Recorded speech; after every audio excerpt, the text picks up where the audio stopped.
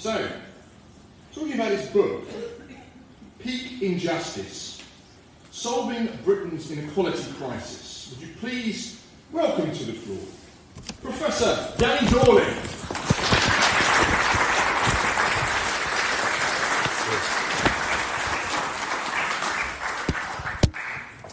Thank you ever so much for coming. Particularly, thank you to the unexpectedly numerous members of my family turning up, who have helped fill up the audience. One uncle, one aunt, one cousin, numerous second cousins. Various others. Let's see if it's still working. No. It's not. Let's have a look. You put the batteries on. I will put the batteries back in. Okay. A flying start. You can see the nervousness when you do this, with people who actually know something about you. Let's go to the fiction. What's the fiction? I'm an august professor at the University of Oxford. That's the story. Sorry. So I am a professor of geography. I was born in Oxford, grew up there, left at 18, went to live in Newcastle, Bristol, Leeds, 10 years in Sheffield, came back to Oxford about 12 years ago. I've worked on social inequality for about 20 years, as it rose, as it became obvious that we had a problem. And got into a Groundhog Day of writing books about inequality that became increasingly depressing. So I'm going to try to be optimistic with you. Don't think I'm being flippant. Some of the situations I describe are truly awful. Although if you're lucky and the clicker doesn't work, you won't get to see the worst of the slides. We've got the batteries in. Not yet. Just say No, that's like, I'll keep going. Just say next slide. Give me a moment. Oh no, we're fine. Right. But I'm going to try and be optimistic in this. I think there are reasons for optimism. I will only talk for 20 minutes, so loads of time for question and answers. This talk is actually about two books. The main book is that big, thick book called Peak Injustice, red at the top, white at the bottom, black at the front. Whenever you see books with black and red and white, you can have an idea about what their politics are. I was very pleased to be speaking after a night in the realm with the former director of the Chatham House. Give that a try. A correspondent. And before, I don't know who's coming on next, somebody. Right. Anyway, I'm the balance, in case you wondered, which you're about to discover. So where was I? Yes. Working on inequality. You can write academic work, and you can write non-fiction work, and it only goes so far. And it only goes so far because you have all become very used to living in an unequal country. Those of you, what's the phrase, of a certain age, male and female, those of you of a certain age may have rose-tinted memories of a past. I'm going to try and convince you they weren't entirely rose-tinted. There really was a time of almost no unemployment when you could get a home in your early 20s, start a family, where we had the best health service in the world and the best social housing in the world and almost the best education system in the world. That was true. It wasn't perfect in the past, certainly not if you're a woman, certainly not if you were black or Asian.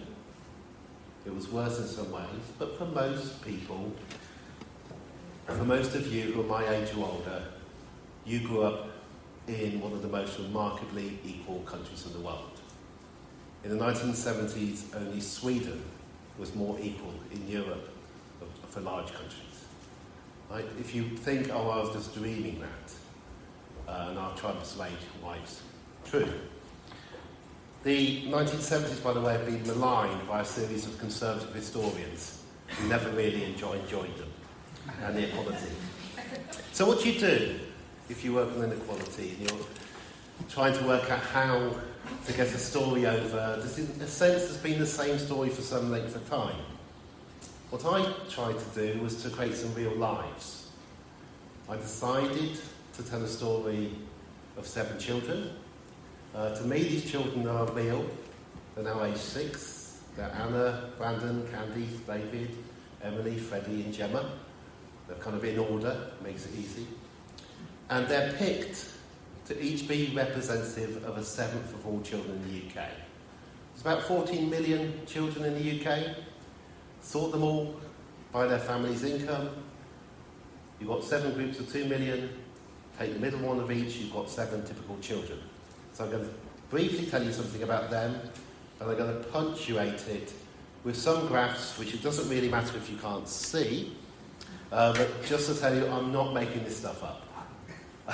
It is incredibly easy to make up a story. It's incredibly easy to stand here and tell you, well, we've got some inequality in Britain, but we're excellent, we're jolly good. You know, we win a lot of medals at the Olympics and other things that are great about us. It's easy, you can cherry pick a few statistics. You could even try to claim that this change, this huge rise in inequality, we went from being one of the most equal countries in Europe to, in 2009, beating Portugal to become the most unequal in Western Europe. In about 2014, we sort of tied with Bulgaria. We're constantly vying with Bulgaria to actually be the most unequal country in Europe. But the gaps between people's incomes are wider than found anywhere else on this continent and wider than at any time since the 1930s. The problem is that they've been like that for a long time now. It was the late 1990s when inequality got this high. It didn't reduce by one iota under the new Labour government. You can tip 1 million children just below the poverty line to just above the poverty line and not alter inequality, or to be honest, not much alter anybody's lives.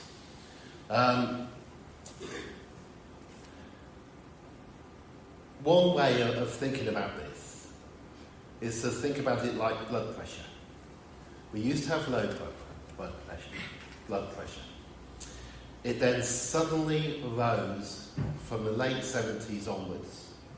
The 1980s loads of money era was all about rewarding the top talent, reducing taxes, trying to increase innovation, punish fecklessness, not necessarily look after the poor too much because they might not try hard enough to work, and make sure that our great entrepreneurs were truly rewarded for their talent. And if we did this in the 1980s, then we would reach the sunlit uplands and be one of the best places in the world to live. That was the story. That carried on being the story. It was the story that George Osborne told in 2015, follow my economic plan, and by 2030 we'll be the richest country, large country in the world on per capita income. It was a story that Boris gave in his resignation speech, to stay with the plan, and the sunlit uplands will be there. It's the story that Keir Starmer told when he was trying to become leader and then to try to win an election. Growth, growth, growth, follow what I do and we will. It's been the same story for a very long time. But things do change. There is increasing scepticism about the story nowadays.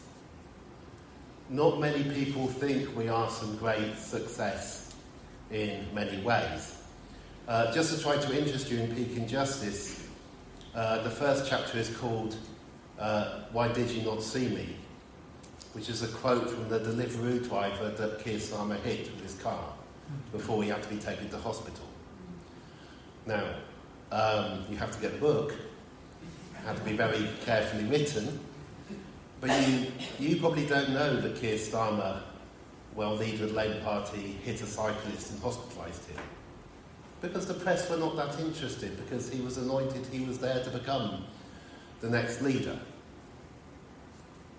I listened to the last 2 talks about China, and it was interesting to hear us talk about our wonderful democracy. We haven't really been given much choice since the late 1990s. Tony Blair moved Labour to the right to become the most right-wing social democratic party in Europe, pushed the Conservatives to the right. They had to join an alliance with Alternative for Deutschland by 2014. It's a far-right party. There was a brief moment, and that's chapter 2 of the book, about Jeremy Corbyn, where something else was allowed to be talked about just.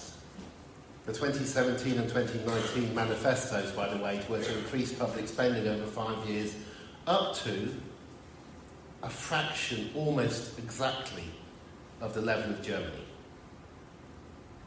That's not allowed. I'll show you in a minute what the level of Germany is. Far too radical to be like those Germans. And so we're back now to politics as normal, the grown-ups are in charge. The only question is, which Oxford College did they go to? If you don't know, Starmer's Masters is Teddy Hall, Rachel Reeves is St John's.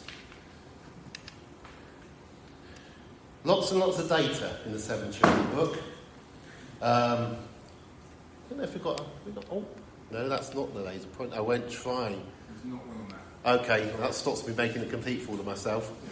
One statistic, if you go down the column labelled holiday and you go down to count afford, you get the number 36%.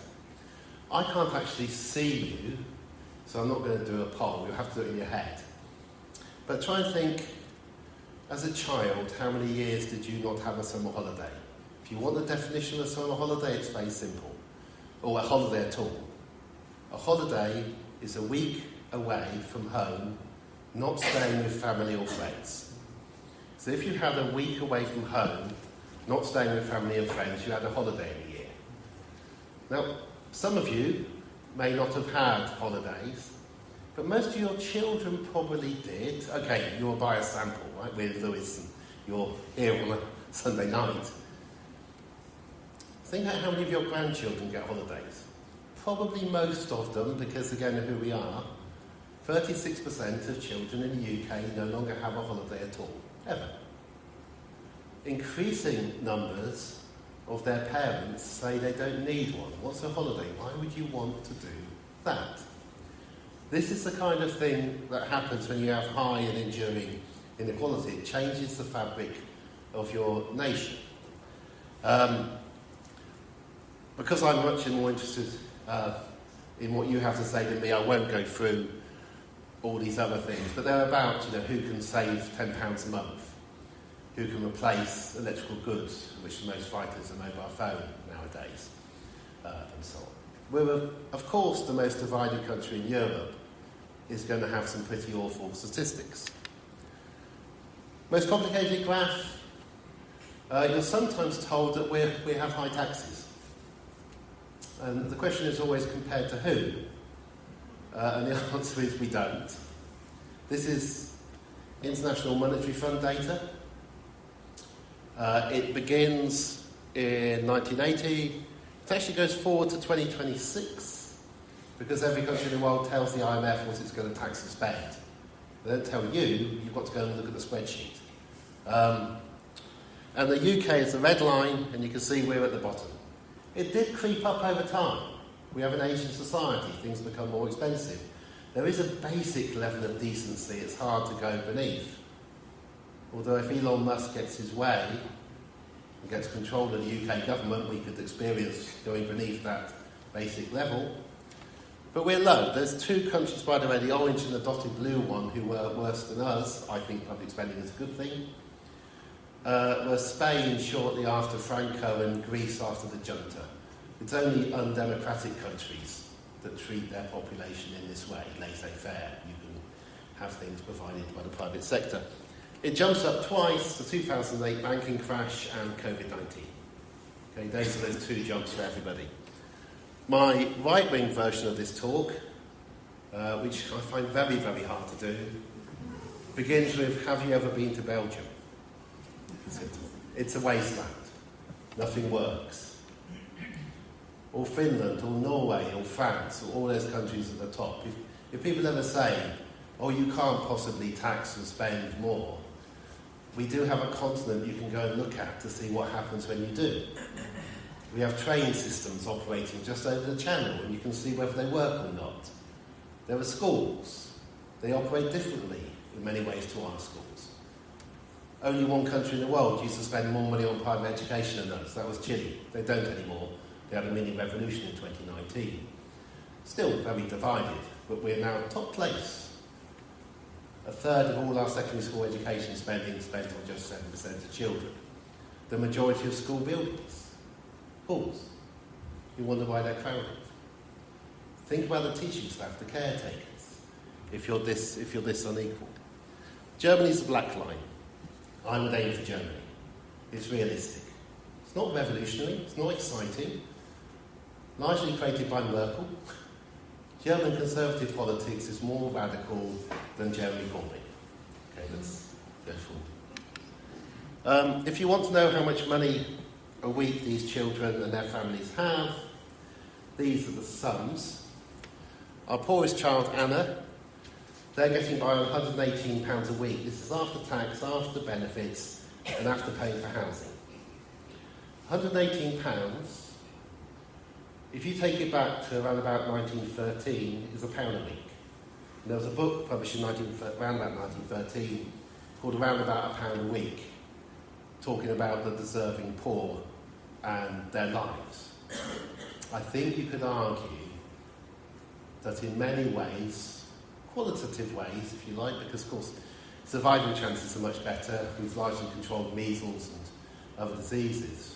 But in many ways, for a child typical of the worst off seventh, life is very similar to it was over a century ago in terms of just getting by.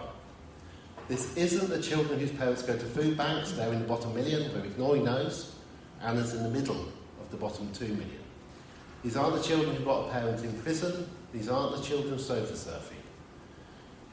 There's a jump, 237 a week for Brandon. I'll zoom all the way to Gemma, because you've almost certainly done that already in your head. Gemma's family, about £1,000 a week. After tax, they don't get any benefits, and after paying a mortgage in their case. Gemma's mum and dad run a corner shop. They could be, one could be a secondary school teacher. That's your posh kid. £50,000 a year. Gemma's dad would like Gemma to go to a private school, Gemma's mum doesn't. They could just about afford it. But then Gemma has a sister. Loads of people struggle to just get in. And they often think that they're poor. And I shouldn't laugh, because we all live in bubbles where we place ourselves compared to those people we know. But that is your distribution. Above the 7 typical children are 1 million children.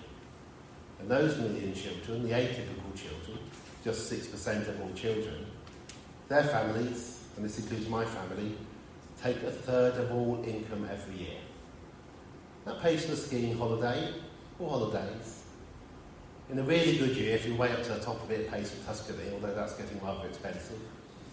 Pays for that little Easter break. Might pay the fees, although they can be tricky. Won't necessarily pay for the wallpaper, but I'll stop my usual jokes. Some quotes, you can read them. And the optimism. I spent 20 years saying this is a problem, and many other people have. Most notably Kate Pickett and Richard Wilkinson at Spirit Level. And we used to have to argue it's a problem. We used to have to argue things were not good. We don't anymore. Absolutely nobody says Britain's doing really well on lots of things anymore. Stephanie Flanders, you probably recognise, John Byrne Murdoch from the FT. The poorest fifth of people in the UK are now poorer than the poorest fifth in most of Eastern Europe. We are a peripheral, poor country. Let's go forward. Here's the deprivation map. You can get these easy on the web. This is around where we are now. And you get the blues and the reds. And occasionally the oranges. Right? We're a segregated society. Highly geographically segregated, because when you have these gaps in income, mixing is painful. So you spend as much as you can on your house to not have to live near those other people if you can. This doesn't occur to the same extent anywhere else on this continent. And it's expensive, and it reduces your freedom if you're rich. That pie chart is the 7 children's income. So Gemma, the purple child number 7, mum and dad running a corner shop quite efficiently, each have an income of £25,000 a year after paying their taxes and after paying the mortgage, which is quite low, by the way, in their case, is getting by for food, clothes, soap, bus tickets, everything else, or more money than the worst off 3 children have all together. And that's the daughter of a couple running a corner shop. Right? This is what incredible inequality means. The problem is, you may be slightly shocked now, but you'll get used to it. Right? I was shocked the first time I was told that in my home city of Oxford there are now babies being washed who've never been washed in warm water because of people who've had the gas cut off long ago and don't have any heating. Baby doesn't get used, by the way, to being washed in cold water. So, each one is shocking. The cover of the book is illustrating the gaps. The publisher, when I complained about the cover, maybe you can see why I complained about the cover. The publisher said it's very nicely balanced graphically. Publishers tend to have English degrees. Anyway, I console myself that bar number 8 is actually about people at the very top, and it goes on and on and on and up. And I could write a book about the problem of the 1%, not least because it's a group I know best. And in the 1% there is more inequality than in the other 99%. But that's not why I'm here today. I won't go through all these questions about can they celebrate a birthday, what can people do. These all come, we ask the population every year for this. Why does it feel so bad now? And my most devastating graph is on this side, but that red line is the largest recession or falling real wages we've ever known. They fell after 2008, almost managed to get back to 2008 levels, and then the cost of living crisis. An average senior civil servant today receives 25% less in real terms than they did in 2008. An average junior civil servant, 12% less. Everybody's worse off. But I hope some of you might have noticed the optimism. 25% drop for the highest paid, only a 12% drop in real terms for the lower paid. The gap between our civil servants is narrowing. The same is true in every single profession I'm able to measure. All trade union agreements since about 2018-19 have been progressive. Before then, there was standard kind of a 3% pay rise for everybody. Inflation was 2%, you all get 1% more. You give university workers a 3% rise, and Danny Dorling, almost 3 years from his bus pass professor, I get the most, because my salary is already the highest, and then you somehow have to reward me by giving 3% of the highest, right? Flat rate percentage increases actually increase absolute inequalities. But we haven't seen them since 2018. Benefits have risen by more than wages, because they had to, because otherwise you'd have more people starving. And this kind of thing last happened around about 1980. Right? It's the first time we've seen a turn in this direction. Tiny, tiny signs of greater equality all the time. And it's painful. Just as it was in 1918, 1919, 1920. We had a general strike by 1926. We had mass unemployment in the 30s. Nobody celebrated the fall of inequality that last occurred in this country, not until the 60s. By which time, most of it was achieved by 1939, not by the Labour government in 1945. The devastating graph. It's actually a really good news graph. The United Nations periodically measures child poverty consistently in all the countries who can do it. And this is the change since about 2012 to 2021. Almost all falls, dramatic falls in child poverty. Poland's at the bottom, Slovenia, Latvia, Lithuania, Korea. I think we're getting another series of Squid Games. And you might have seen the film Parasite. Right? The poster child in the east of inequality, Korea, is seeing a dramatic fall in child poverty. Right? Because of a fall in inequality. Canada, Romania, Portugal, Croatia, Japan, Ireland, Malta, Greece, Belgium, Chechnya, New Zealand, Bulgaria even, Chile, United States. Right. Now, it's good news, except in a few places. The latest United Nations figures, not cherry-picked, don't have to. I'll admit, 15 years ago I might have done a bit of cherry-picking. I don't need to anymore. The countries at the top which have had increases, below the top one, it's France, Iceland and Switzerland. Even I can't read it from here. And they all have very low rates of child poverty, but they've had a bit of an increase. The big red bar at the top is the United Kingdom. Absolute outlier. Biggest increase in child poverty in the most recent period.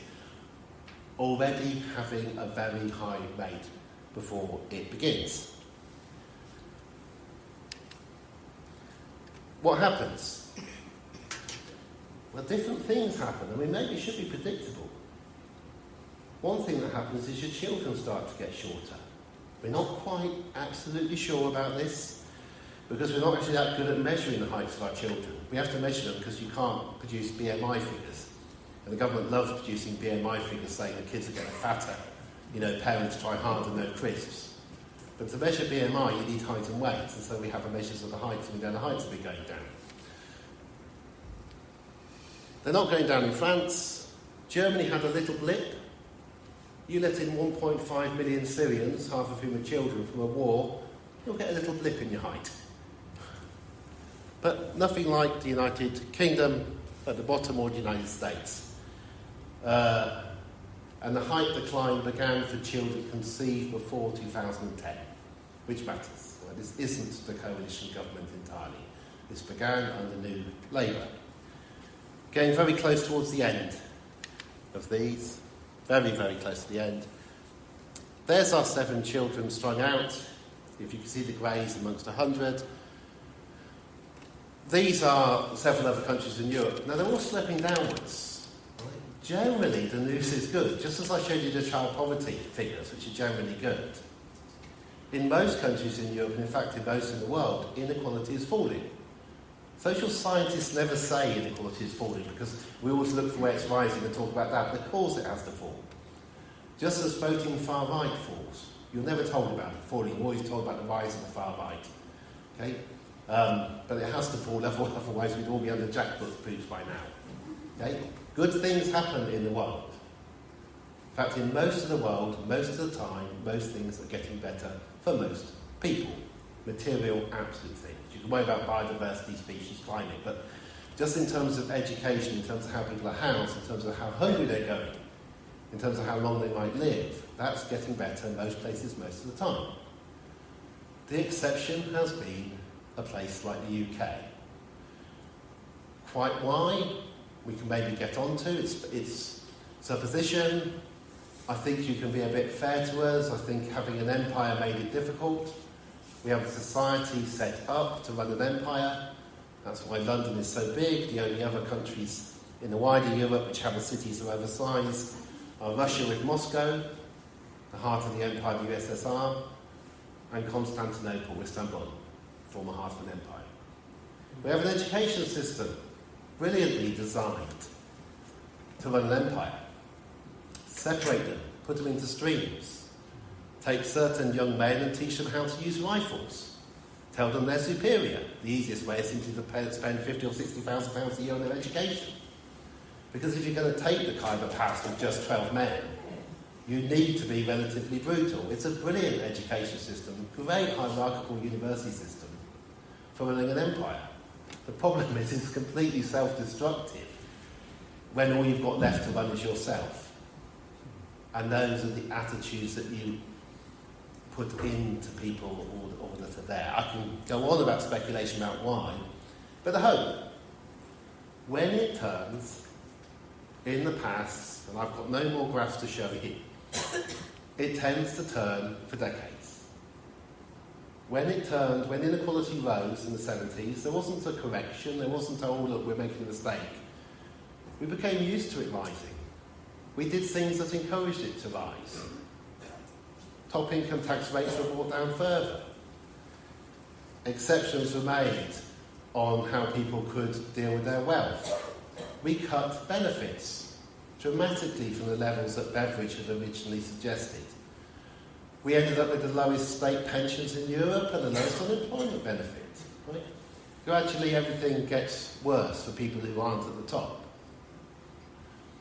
When you begin to see inequality fall, as we have done in the last few years, when you accept that the situation is awful, it is quite hard to turn around and go, well, okay, we've kind of increased benefits by the rate of inflation, even though it's less than the increase in the rate of food, but so we don't have the children's heights going down even further. But let's stop that and just go for laissez-faire. It's not possible.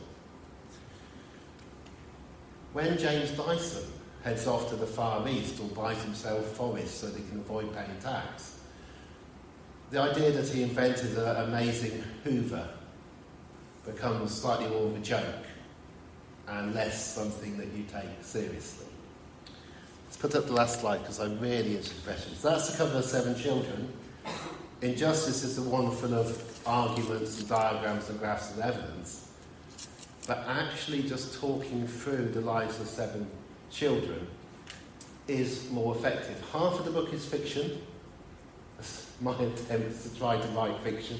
I discovered I can't write fiction, but we'll put on. Fiction's really difficult, as I should have realised, but not least because you have to create a world which is entirely consistent. You can't suddenly decide that somebody's going to have another brother or sister halfway through. Right, the great thing about non-fiction, what I mainly do, is there is only one truth. Every sentence is either correct or not. They're just facts. I'm very old-fashioned. It's empirical. What I try to do in 7 Children, the children are very young, so they don't speak, because that's too hard. And it's all conversations between their parents. And a lot of it is about stress, edging towards divorce, chance of eviction, the bills. What can we do? Right? Because that is one of the worst things about this situation, is if you do not get your child into the top 10%, they are doomed to a life of servitude, in a way. But we now recognise the awful situation we're in. Nobody says, look at our wonderful record of the last 10, 20 or 30 years. We are aware that in most of Europe things are better. We don't like to say it. We occasionally do 2 World Wars and 1 World Cup and all that kind of thing, but less so than we did. On the horizon, Kemi and Nigel are chatting in the cafe about when the pact is going, 4 months before the next election. Reform stand in the countryside, Tories stand in the city, bang, it's theirs, as long as time is boring enough. Right? So there are worrying things on the horizon. But we are no longer letting the rich get richer, and we're no longer letting the poor get poorer. Our wealth distribution is becoming more equal, not least because housing has not risen in value, anything like wages. We're English, so we don't call it house prices going down, because we can't say that, because it's too painful.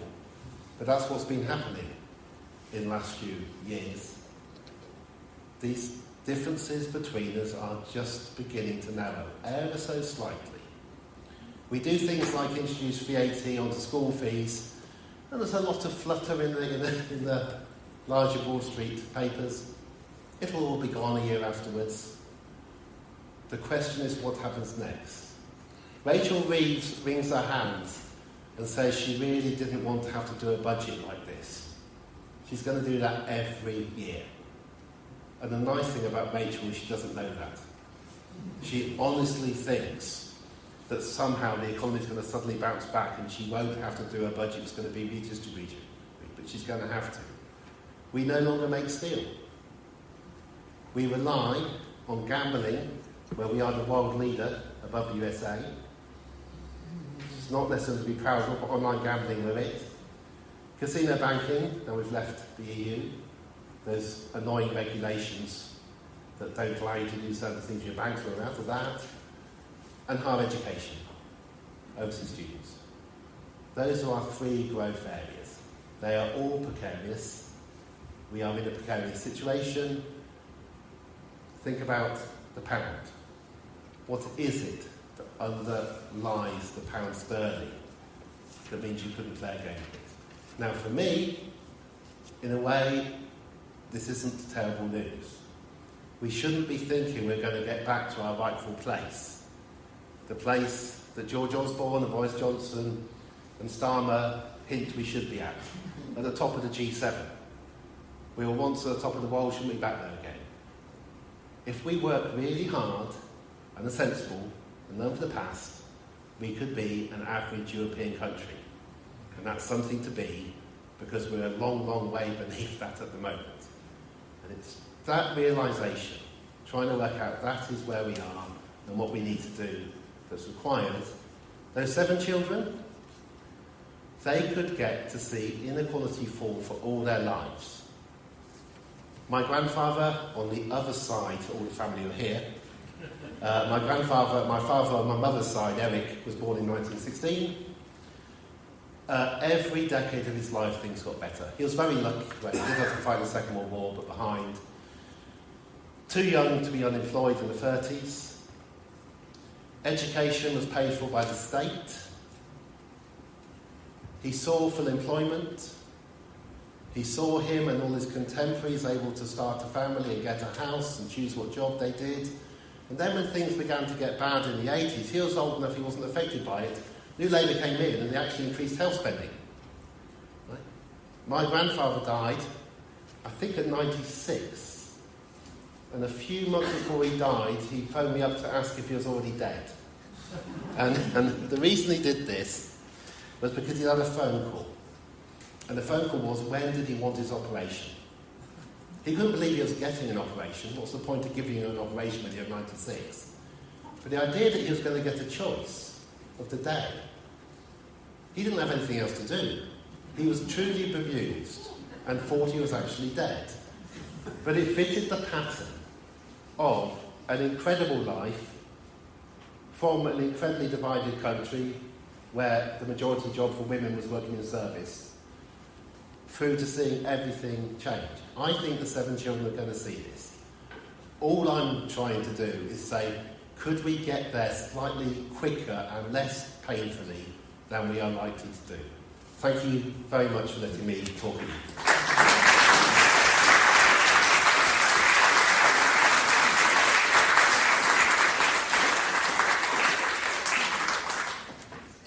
Okay, we've got about 20 minutes for questions, so if you've been brewing one, put your hand up now and come to you. Oh, we have one right beside me. I can't believe we'll walk this way. Here you go. Thank you. The issue of greater government expenditure on the welfare state does seem to be constrained by globalisation, the fact that Britain is competing with other globalised countries in terms of tax rates and productivity costs. Will Britain be basically in a position to increase expenditure on the welfare state in view of competition for countries like China? That's a great question.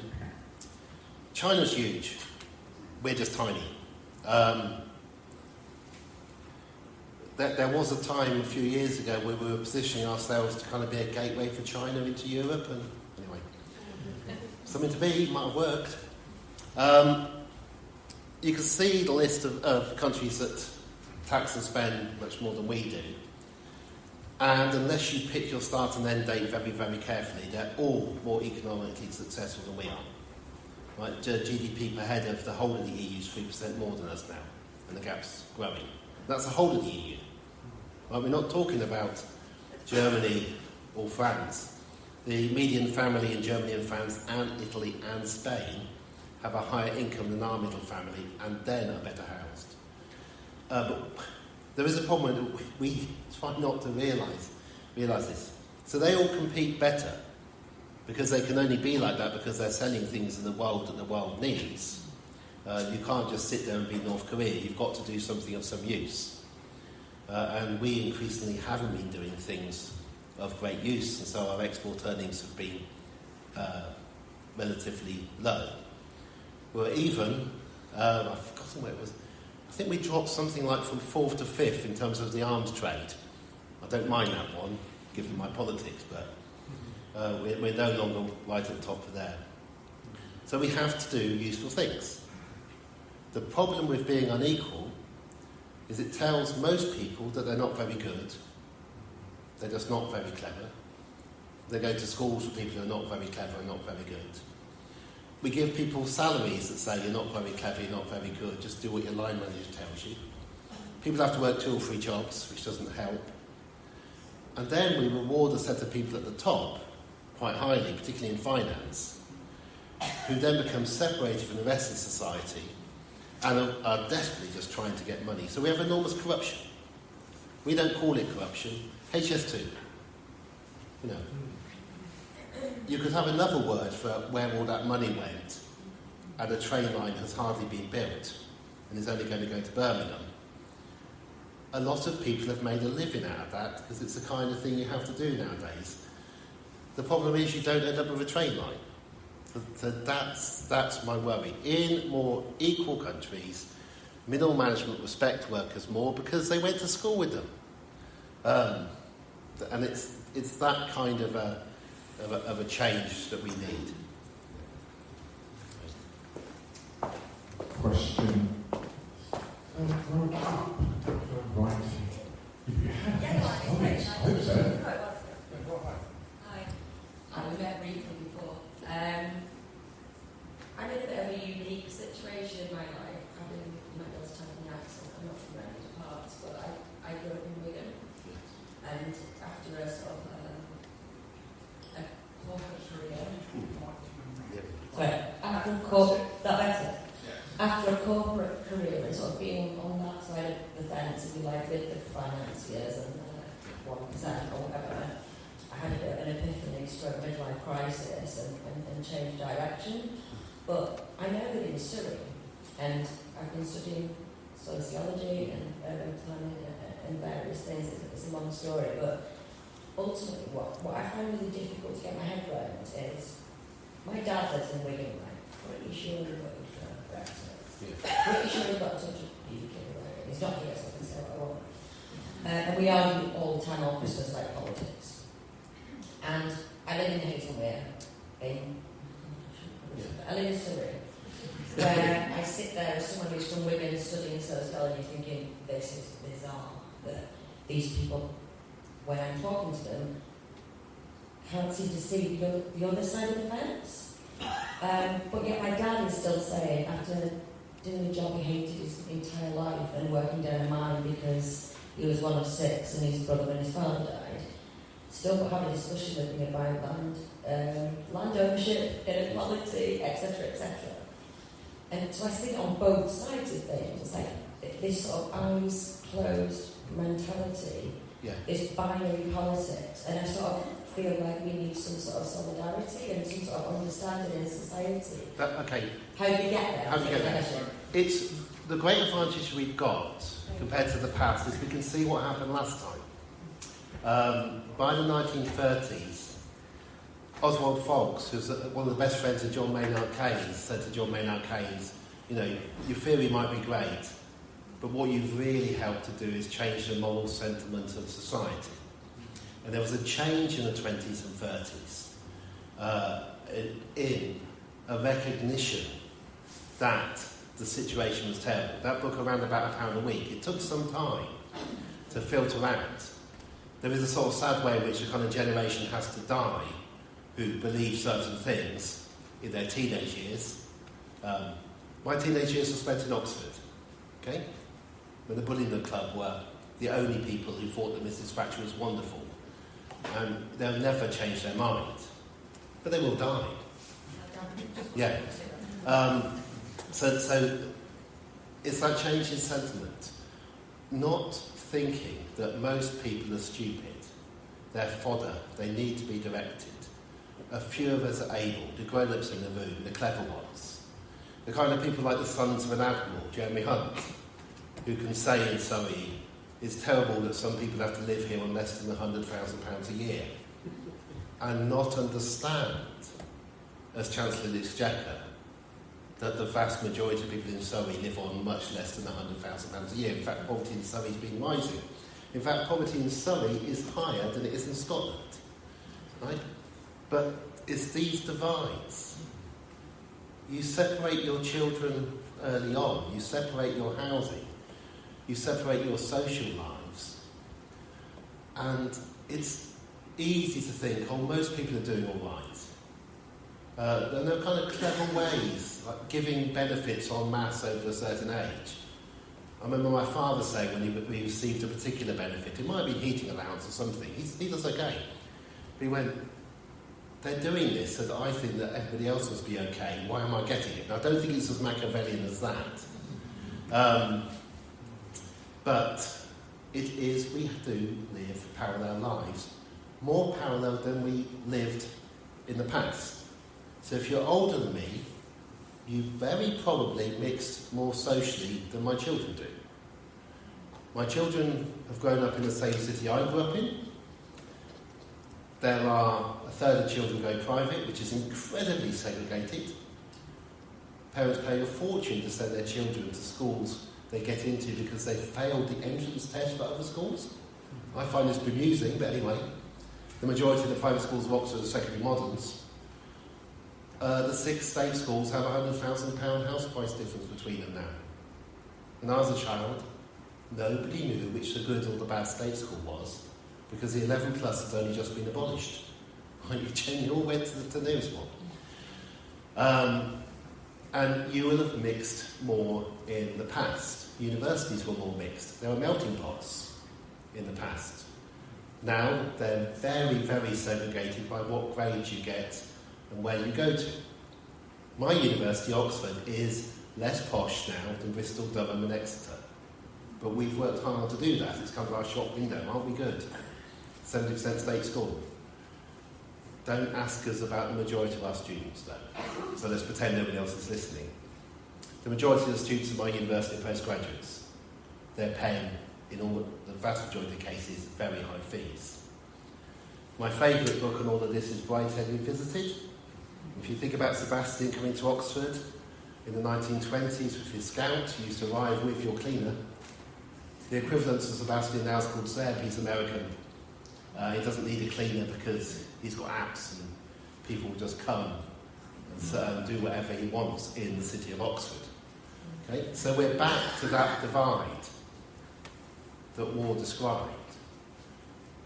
And we do things to try to cover it up and to live with it.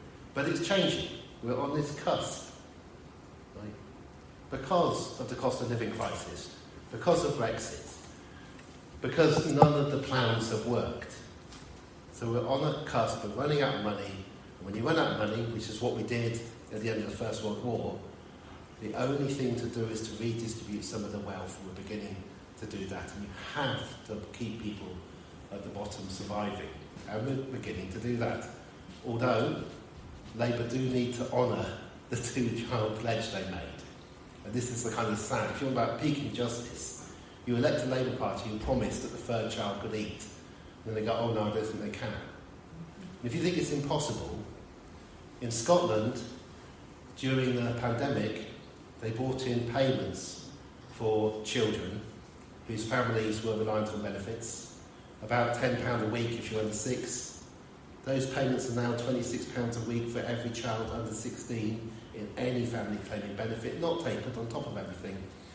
So a family of 3 in Scotland gets an extra £4,000 a year. No child in Scotland has to go cold or hungry.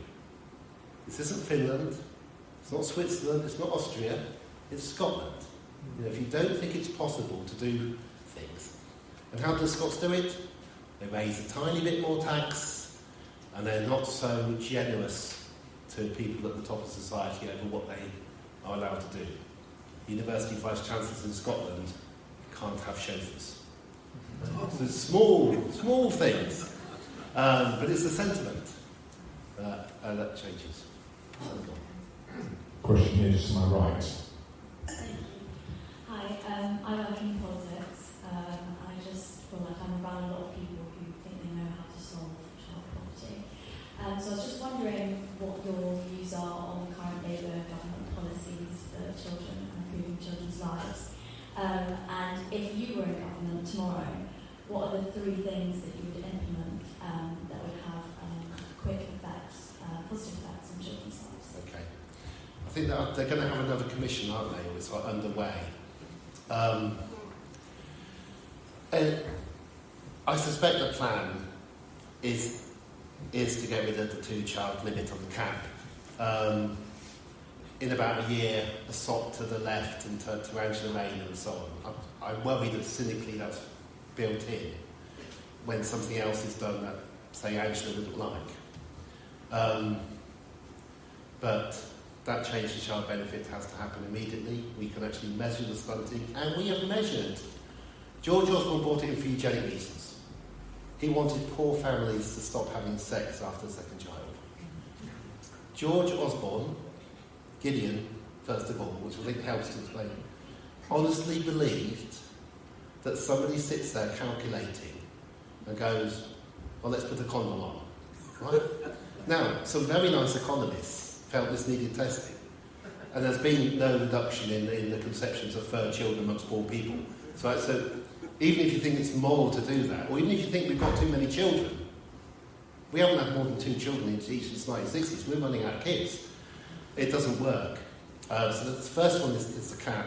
The second is the overall cap, because that's putting large families into poverty. The cost is tiny of doing that. And if you wanted a third quick one, I would have a look at our schools, particularly all those school buildings that still can't be used because the roofs might collapse on the children, and see what can be done to make sure that the school classrooms are at least decent. And if you want hope, if you can remember, one of the nicest things I ever saw was when that Conservative minister, it's a woman, I can't remember her name, stormed into the lobby towards the end of summer and announced that the schools were going to close. They've been debating whether they should or not. Right? That's the scary thing. They have been thinking, shall we risk a school hall ceiling with rack concrete dropping down on a lot of children, a van situation, or not? And the Tory female minister had enough and pulled the plug and said no. And that's an optimism side. I could do it in a better way. And that's a change in sentiment. There's certain things you can't do. But we have the educational state. In my city, there's a school which has a 9-hole golf course within the ring road. Right? We have more space to educate children than any European country per child head. It's just that we have chosen to arrange it in this segregated way because you can't possibly have this child next to that child. Because you never know what might happen. They might get to like each other. They might go out. Right? And we call it excellent education. Yes, of course they're going to get higher A's when they've got 3 times as many teachers per head and classroom assistants. It's not better education. It just is higher results. So the schools for the children, but just money. Money on the overall cap and money on the 2-child. And acknowledge that Scotland exists. If you want the last 4th one, look at the policy on expelling children from schools in Scotland. They don't do it. Right? It's about 5 per year.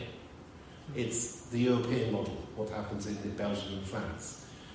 You don't have schools competing for their exam results by chucking out every child that's a problem.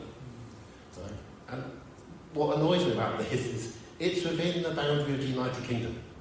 Right? It is so entirely possible.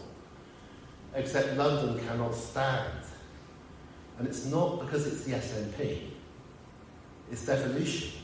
Devolution has made Scotland different. Scots rule in Scotland. Labour in Scotland, I think, would have done this. Right? But we could at least try and learn from it, and that's the colonial empire thing. Right? We must be cleverer, sitting in Whitehall, because we all got first in PPE. Right? What do they know there? They don't even speak properly.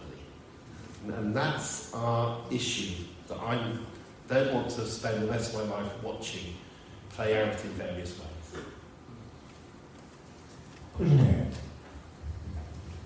Is it a problem of class consciousness, or is it the money? If you got rid of all this class stuff that you've talked about, wouldn't the money just be a much easier matter? Oh, could you... Well, I don't know your accent, I might try and guess. Massachusetts, okay. Well, a very, very equitable state. One nice thing about the US is having that number of states, so that you can draw plots and look at what happens in some states as opposed to others. Alabama and Mississippi are some of the most unequal states. The US, usefully, and Canada, is our best evidence of what happens if you get rid of the stuffy class system. And the result is no. Inequality is toxic, regardless. So if you want to make you feel better, although we have worse health than all the rest of Europe and your life expectancy is lower than almost anywhere else in Europe, you're still likely to live longer than the average person in the USA, despite their enormous health spending. even if you're in the top 1%, you're actually on a par with the top 1% in the USA.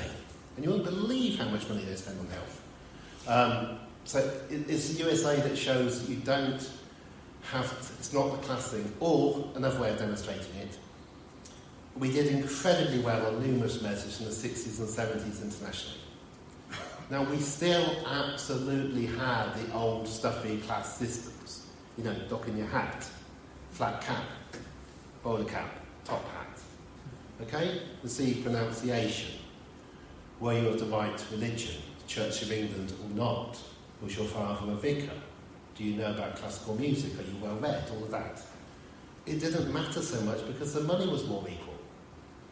What happened is that if you were poor, you went camping or to a boarding house, and if you're rich, you might have a caravan. And if you're very rich, you take it down to the south of France.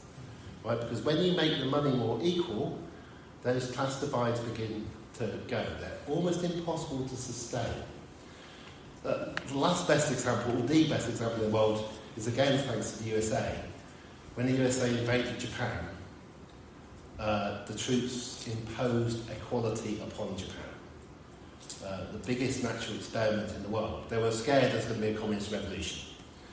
They were very frightened that the 6 to 7 million abortions that have occurred in Japan, deliberate abortions because of the terrible situation, America might be blamed for this as the kind of, the number 6 million. And there are various reasons why America took the land off the aristocracy in Japan and distributed it and money as equally as they could. But the result was that Japan went from an incredibly class-ridden society to having a 90% class which nobody knows whether to call middle or working, because you don't have a name for it.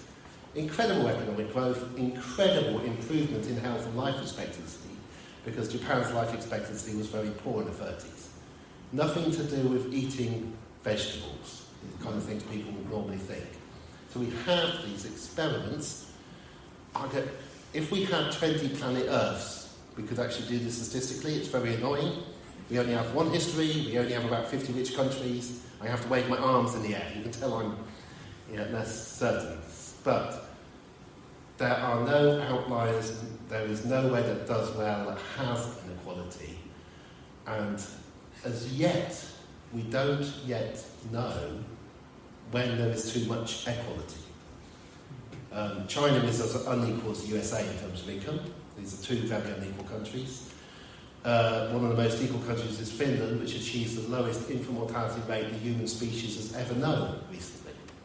Right? And the interesting question is, what actually is too much equality? We're not looking at Eastern Europe or communism. Communism often results in inequality. This is actually when the amount of money people have is more similar to each other. Does anything go wrong if you don't reward hard work or talent? The Finnish education system is the nicest example. Most money is spent on teachers teaching the quarter of children who do worse at school, least on the quarter of children who are most talented. No detriment. If you are a talented child, you don't need extra help. In fact, helping another child helps you, right? And you can understand other people. But Finland, I don't have to wave my arms about this. Speaking 5 or 6 languages, often fluently, better at maths and problem solving than us. It's shocking. And the sad thing is that the Finns came here in the 1960s because they were thinking of getting rid of their grammar school system. And they used us as a model to adopt. So they took the comprehensive system in Britain, improved on it. It's 99% comprehensive in Finland, but they still have private schools, just to check, and did it. But we have, it's why the book's thick, right? It's evidence after evidence. And the frustrating thing is it's no longer hard. Right? It's not that these things, I know I have colleagues and academics who will say I'm overplaying this, but as the evidence has mounted up over the decades, it's become easier and easier to make this case. It's a little like the evidence that smoking gives you lung cancer. When that first came out, controversial, really good studies and doctors, there's hardly anybody now who would say, oh, no, that smoking and lung cancer thing, that must be made up. Right? They cherry-picked.